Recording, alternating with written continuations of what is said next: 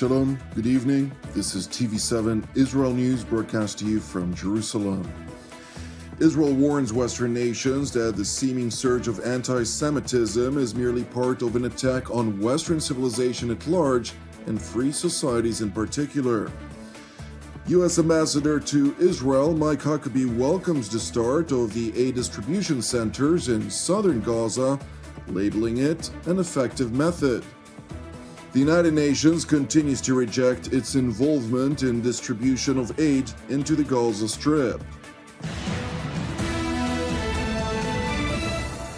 Israel warns Western nations that the seeming surge of anti-Semitism is part of an attack on Western civilization at large and free societies in particular.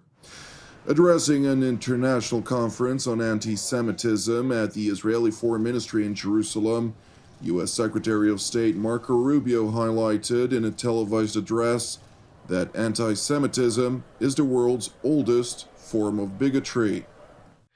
Golda Meir once said, "It took Moses 40 years to find the only place in the Middle East with no oil. But Israel's wealth lay not under the ground, but in its people, the Jewish people, exiles, pilgrims, and dreamers from around the world who made the desert bloom into a high-tech superpower." Israel accomplished this miracle not by abandoning its history and identity, but by embracing them. Sadly, some of Israel's neighbors have failed to appreciate how following Israel's example could have brought prosperity to the region. Instead, they chose war. They decided to impoverish their people in a futile effort to destroy Israel. They succeeded in the former, while failing in the latter. Anti-Semitism is the world's oldest bigotry, and given that we are all here today, it is also the world's most futile. Egyptian pharaohs, Roman emperors, Persian shahs, and Middle Eastern despots have sought to destroy the nation of Israel. Adolf Hitler dreamed of a world without Jews, an idea he shares with Hamas. Today, these regimes and empires have crumbled into dust, but Israel stands, and the Jewish people prosper. I pray for the day when the entire world will recognize the futility of anti-Semitism, when leaders will abandon self-destructive hatred and forge a new future in partnership with Israel by building on the Abraham Accords. Under President Trump's leadership, there are signs that the future may be closer than we dared dream. But only if we can overcome the futile, persistent evil of anti-Semitism can we reach that future. Also addressing the international conference, Prime Minister Benjamin Netanyahu warned of the surge of anti-Semitism globally. Well, we have now a surge of anti-Semitism as we speak. And those who expected, after the tremendous anti-Semitic savagery of Hamas on October 7th, the most savage attack on the Jews since the Holocaust, that it would cause a decline of anti-Semitism, well, people who harbored those hopes have been wildly disappointed. Because what we see is the exact opposite. We see demonstrations, protests in the capitals of the West and other countries that celebrate these murderers, these rapists, these baby burners, these hostage takers. Celebrate them. We see not only the burning of Israeli flags, and this is consequential, you see the burning of American flags, British flags, Canadian flags, French flags. That's not an accident, because the people who are leading this charge are basically challenging Western civilization or free societies as we understand them. When you celebrate these killers, you're celebrating the complete breakdown of civilized society as we understand it. The Israeli premier went on to warn that the enemies of the civilized world aim to deny all free societies the ability to fight. Had they had their way, they would have slaughtered every man, woman, and child in this state, and every Jew around the world. They openly say that. Their patron, Iran, openly says that. As you have these talks now with Iran, between Iran and the United States, the Ayatollah Khamenei tweets, he's a great tweeter, by the way, he tweets, Israel has to be annihilated. The cancer of the Jewish state has to be uprooted. He's open about it. This is the scourge that we are dealing with. And of course, many are taken in by these protests or are cowed by them. More than anything else, they're cowed by them. They fear them. They want to control the rampant attacks that are then directed at them for having relations with Israel, for having contacts. And what you try to do is you want to corral your victim, but in fact, your countries are the victim. Because what is being done is an attempt to deny Israel, and in fact to deny all free societies, the ability to fight these barbarians.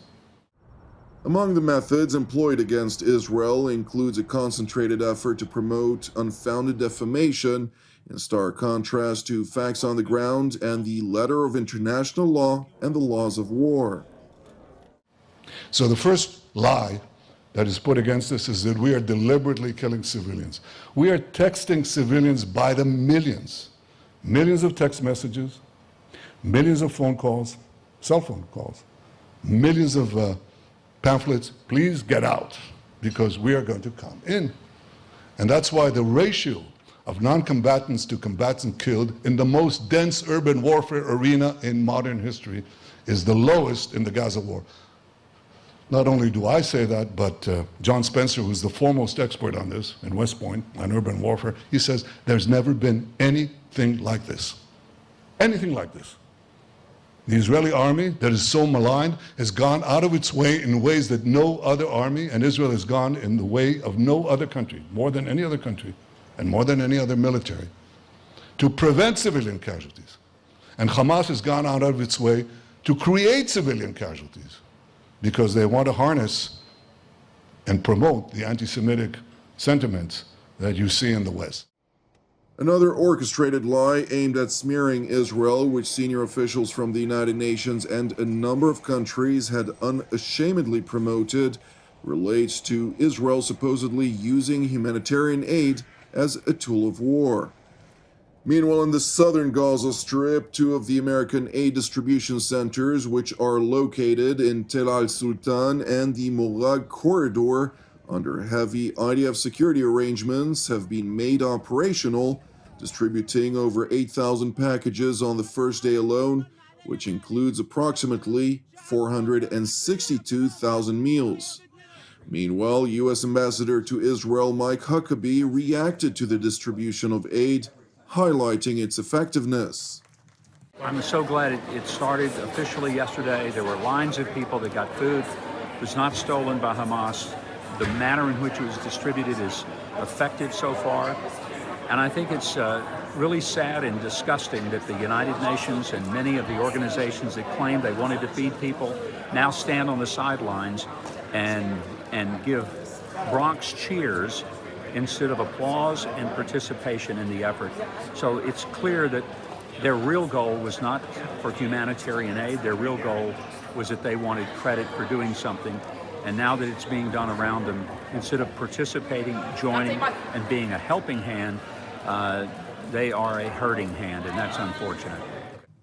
It is important to highlight that the United Nations, which receives roughly 25% of its overall budget from the United States, continues to refuse taking part in the humanitarian aid distribution in the Gaza Strip, insisting that unless it takes the lead, in accordance with its own plans, it does not intend to participate in the distribution process. Turning to the situation in Gaza, and I can tell you that we have been watching the video coming out of Gaza around one of the distribution points set up by the Gaza Humanitarian Foundation, and frankly, these images are heartbreaking to say the least. As the Secretary General noted last week, we and our partners have a detailed, principled, operationally sound plan supported by member states to get aid to desperate population. We continue to stress that a meaningful scale-up of humanitarian operations is essential to stave off famine and meet the needs of all civilians wherever they are. It is important to note that the joint American-Israeli aid distribution plan further diminishes the relevance of the United Nations Relief and Works Agency for Palestine refugees, commonly referred to as UNRWA.